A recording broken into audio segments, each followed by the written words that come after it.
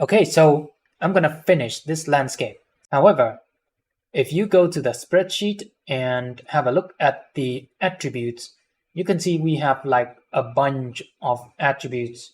And for a high resolution landscape, these attributes are gonna consume a lot of memory and may even crash your computer. So once you're finished with the landscape, you can go to the processor. In the post processor, you have this landscape to object node.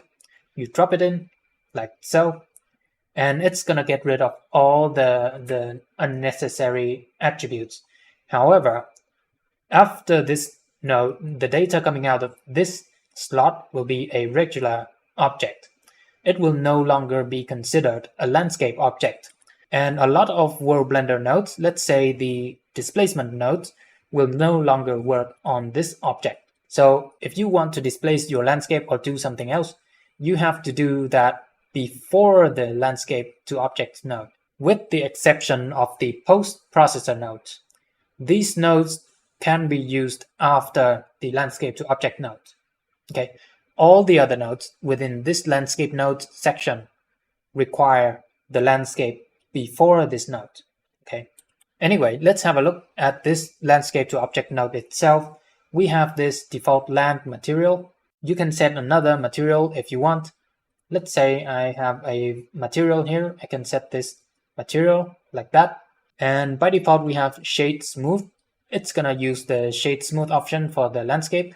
You can turn this off to see the individual vertices. And next we have the default high channel, which is height. But if you want to use another high channel, you can specify it right here.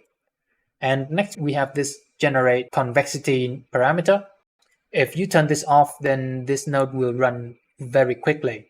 But if you turn this on, then it's gonna take some time to calculate the convexity. And let's have a look at the attribute. We should have a convexity attribute here, and this is the normalized convexity. Now, this convexity attribute can be useful in shading.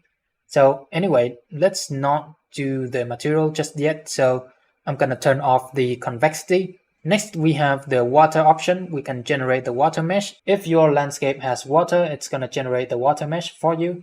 But for now, this landscape is completely dry. There is no water whatsoever. I'm gonna get into the water later on. And here we have the material for the water. And there we go. We now have a very nice 1 kilometer by 1 kilometer landscape using just a few nodes.